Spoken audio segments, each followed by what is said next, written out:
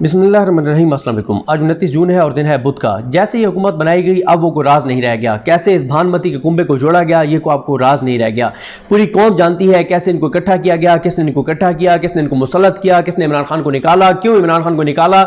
ये तमाम चीज़ें सबके सामने आ रही हैं और दिलचस्प बात यह है कि अब जो पार्टीज हैं वो भी आपस में तकसीम हो रही हैं, उनकी भी आपस में लड़ाई हो रही है। एमकेएम में फड्डा हो गया है। एमकेएम के आधे जो अरकान हैं, एमकेएम के आधे जो लोग हैं वो आधे नहीं बल्कि आधे से ज्यादा 70% अभी भी आसिफ अली जरदारी की गोद में बैठना चाहते हैं, शहबाज शरीफ के पहलू में लेटना चाहते हैं, इक्तदार के बिस्तर को शेयर करना चाहते हैं, इक्तदार के बिस्तर पर लेटना चाहते हैं और वो चीखे तो मारना चाहते हैं इक्तदार के बिस्तर पर लेटकर, लेकिन इक्तदार के बिस्तर से उतरना नहीं चाहते। और लगता यह है कि जिसने भी इनको इक्तदार के बिस्तर पर लिटाया है उसने इनसे मोबाइल ले लिए एमके वालों से, क्योंकि पिछले बहुत दिनों से कराची में जो तबाही और बर्बादी जारी है, खास तौर पे कल जो हुआ वो तो एक्सट्रीम थी। कल एक्सट्रीम कैसे थी?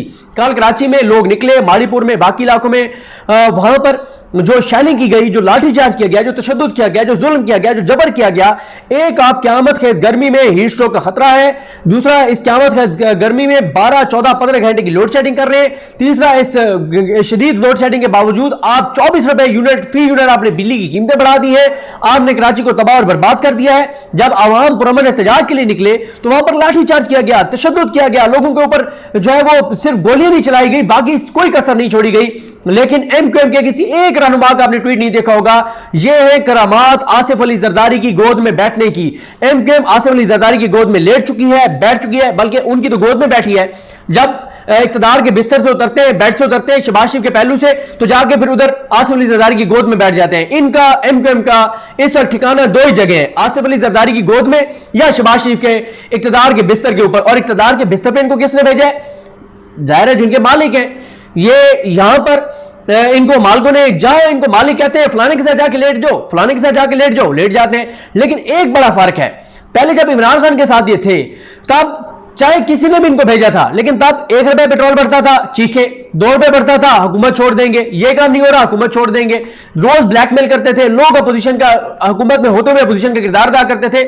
जब से आसिफ अली जरदारी की गोद में बैठे हैं, जब से शहबाज शरीफ के साथ लेटे हैं, तब से इनकी सिर्फ चीखें तो आपको थोड़ी थोड़ी सुनाई देती हैं, लेकिन कोई पक्का वो जो राग है ना वो नहीं सुनाई देता कि हम हुकूमत छोड़ देंगे। टीवी चैनल्स के ऊपर इनकी गुफ्तगू सुने, कहते हैं अब क्या करें जी, रहने तो इन्हीं के साथ है, क्या करें, हुकूमत में भी तो रहना है ना। कल मैं बोल टीवी पर मुदस्सिर इकबाल साहब के प्रोग्राम में था, वहां पर एमक्यूएम के रेहान हाशमी साहब ने कहा कि इमरान खान ने जो पेट्रोल और डीजल सस्ता किया था वो जुल्म किया था, वो बड़ा गलत किया था। यानी एमक्यूएम लोगों को जो रिलीफ मिला था इमरान खान के दौर में, जब इमरान खान की हुकूमत के हिस्सा थे, उस वक्त ये कह रहे हैं बड़ा ज्यादती की थी इमरान खान ने, पेट्रोल की कीमतें कम करके, डीजल की कीमतें कम करके, बिजली की कीमतें कम करके।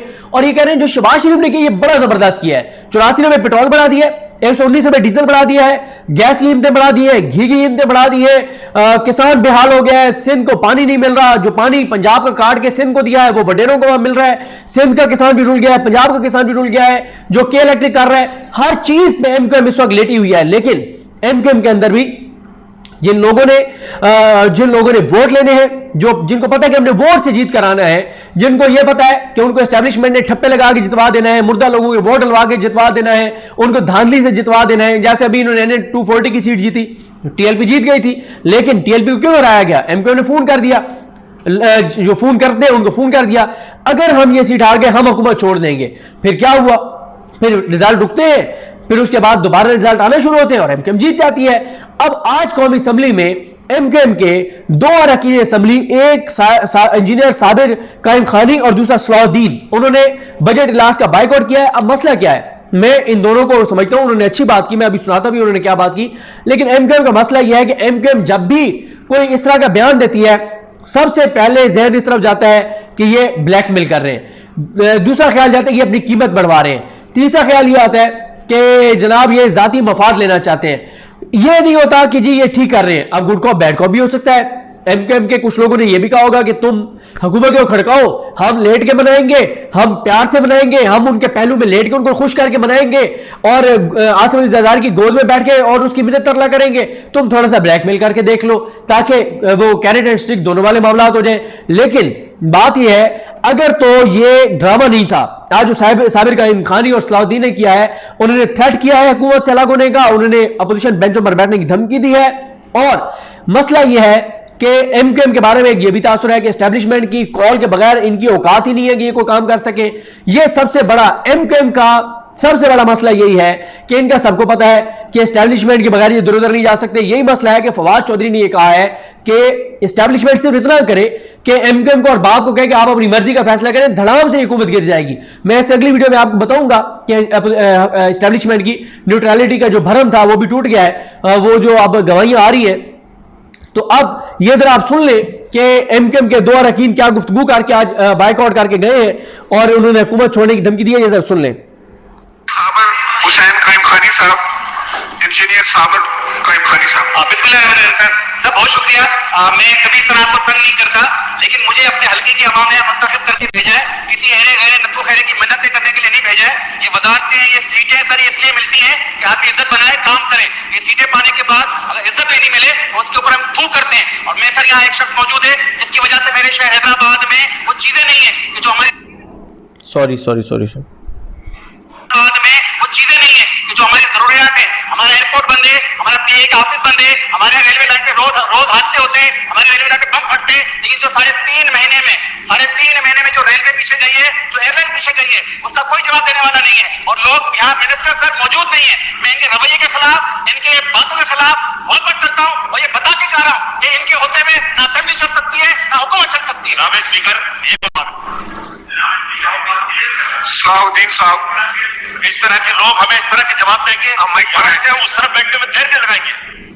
हमने जो अपनी कीमत अदा की है ना, जो सियासी कीमत अदा की है, आज वो भुगत रहे हम खिलने भी।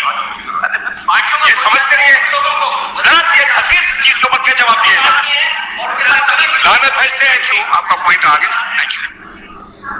ले जी, लानत भेजते हैं, थूकते हैं, देर नहीं लगाएंगे, इधर से उधर चले जाएंगे, ये कर देंगे, वो कर देंगे। भाई बात ये है कि जो चीज़ें हैं सबको पता है, जिनके कहने पर ये गए हैं, अगर वो न्यूट्रल हो जाए वाकई तो ये धड़ाम से ये गिर जाएगी हुकूमत, और ये अब बड़ी डेवलपमेंट है। अच्छा, इसमें मसला ये भी है कि ये जो दोनों सीटें हैं जो साबिक कायम खानी है हैदराबाद से, इनकी NA 226 है, इन्होंने जिसको हराया, जो दूसरे नंबर पर PTI वाले आए थे, जमशेद अली शेख, उनके 8000 वोट कम थे। और इस वक्त जो एमक्यूएम की हालत है, एमक्यूएम को तो 30,000 से जो सीट NA 240 में जीती थी वो 65 वोटों से जितवाई गई, तो ये सीट तो फारिग हो जाएगी। ये टेंशन है इनको, काम भी नहीं हो रहे, गंदे भी हो रहे, जलील भी हो रहे, अवाम में जाने के काबिल भी नहीं रहे। ये जाए ना अवाम में, लग समझ जाएगी। एमक्यूएम जाके कोई जलसा तो करे, जाके कोई रैली तो करे। एमक्यूएम वाले तड़पते फड़कते हैं कराची वालों के लिए। कल कराची में जो जुल्म जबर तशद्दुद हुआ, जो रियासी दहशतगर्दी हुई, उस पर एमक्यूएम का एक ट्वीट तक नहीं आया। क्यों? क्योंकि गोद से आसिफ अली जरदारी उठा देंगे, और आसिफ अली जरदारी की गोद से तो बिल्कुल नहीं उठना, उठेंगे तो नुकसान हो जाएगा। उनकी गोद में चिपक पे बैठने, जैसे बच्चा होता है ना, जिद करता है अम्मी अब्बू की गोद में बैठने के लिए, छोटा बच्चा, तो ये इन्होंने अब्बू बना लिया आसिफ अली जरदारी को, क्योंकि इन्हें पता है कि इस वक्त जो असल अब्बू है इन सबके, उनकी जो डीलिंग है वो सारी आसिफ अली जरदारी के साथ है। इसलिए एमक्यूएम आसिफ अली जरदारी की गोद से नहीं उठना चाहती, वहां पे मनपसंद वजारतें लेना चाहते हैं सिंध में। जिस दिन ज्यादा ये आइन बाइशाएं करेंगे, आसिफ अली जरदारी 4 वजारतों की भीख डालेंगे और फिर एमक्यूएम ठीक हो जाएगी। अच्छा, अब आ जाए जनाब दूसरे जो है, ये सलाहुद्दीन साहब जो है, सलाहुद्दीन साहब का ये है, ये NA 227 में जीते थे हैदराबाद से। इन्होंने PTI वाले को 10,500 वोटों से हराया था। और इस वक्त जो हालात हैं, जो एमक्यूएम जो लेटी है शहबाज शरीफ के बिस्तर पर, जिनके कहने पर लेटी है, या आसिफ अली जरदारी की गोद में बैठी है, उसके बाद ये दोनों सीटें तो बड़े आराम से PTI निकाल जाएगी हैदराबाद वाली। जितने भी शहरी हल्के हैं जहां पे अवेयरनेस है, जहां पे शऊर है, वहां से PTI नहीं हारती, एमक्यूएम से तो बिल्कुल नहीं हारती ना। क्योंकि एमक्यूएम का नजरा आ गया है कि किस नुकात इन्होंने मुआहदा किया, एक चीज पूरी नहीं हुई इनका। आप देखें ना, एमक्यूएम को मर्दमशुमारी पे एमक्यूएम को एतराज, हल्का बंदियों पे एमक्यूएम को एतराज, वोटर लिस्टों पर इनको एतराज, बलदियाती कानून पर इनको एतराज, बलदियाती इलेक्शन पर इनको एतराज, बलदियाती इलेक्शन के नतीजे पर इनको एतराज, हर चीज पर इनको एतराज। मंसूबे इनके नहीं हो रहे, पैसे इनको नहीं मिल रहे, फंड इनको नहीं मिल रहे। कराची में जो PTI कर रही थी वो सारे मंसूबे रुक गए। कराची में जो इनके साथ, जो सिंध में इनके साथ आसिफ जरदारी ने इनको लॉलीपॉप दिया, मीठी गोली दी, वो आसिफ जरदारी तो सिर्फ ड्रामा था, असल तो किसी और ने रातों को जगा के वो किया था। तो उसके ऊपर एक चीज नहीं हुई। लेकिन उसके बावजूद एमक्यूएम ये नहीं कह रही कि हम हुकूमत छोड़ देंगे। क्यों नहीं कह रही? पता है कि औकात नहीं है फैसला करने की। बाप कहेगा तो फैसला होगा, और अब्बू को नाराज तो नहीं किया जा सकता। बच्चे जब पता हो बच्चे को कि अब्बू उंगली पकड़ के चलाएंगे तो चल सकते हो, वरना बैठ जाऊंगा, गिर जाऊंगा, लेट जाऊंगा, खत्म हो जाऊंगा, तो बच्चा अब्बू की उंगली नहीं छोड़ सकता। तो इसलिए अब्बू की उंगली पकड़ के रखेंगे। और अब्बू ने उंगली जो है वो इनकी पकड़ाई थी आसिफ अली जरदारी के हाथ में। आसिफ अली जरदारी ने कहा कि जब तुम कराची आओगे तुम आके मेरी गोद में बैठोगे सिंध में, जब इस्लामाबाद जाओगे जाके शहबाज शरीफ के बिस्तर पर लेटोगे, इक्तदार के बिस्तर पर लेटोगे, तो एम के बिस्तर इक्तदार के बेड से उतर के जरदारी साहब की गोद में बैठ जाती है, गोद से उतरती है, बिस्तर पर चढ़ जाती है। इससे ज्यादा इनकी औकात नहीं है। लेकिन इन दो ने जो बात की इनको अप्रिशिएट करना चाहिए कि आखिर बोले हैं, लानत भेजी है, थूका है और बाइकआउट किया उन्होंने इस इजलास का। लेकिन ये अगले 24, 48, 72 घंटों में पता चल जाएगा कि ये ड्रामा था, ये ब्लैकमेलिंग थी, कीमत बढ़ाने की कोशिश थी, या सलाहुद्दीन साहब और साबिर कायम खानी साहब सीरियस हैं। ये अगले 48 से 72 घंटों में अंदाजा हो जाएगा। मुझे अपनी दुआ में याद रखिए। अलकरीम हम सबका हमें नासरो। अल्लाह हाफिज़।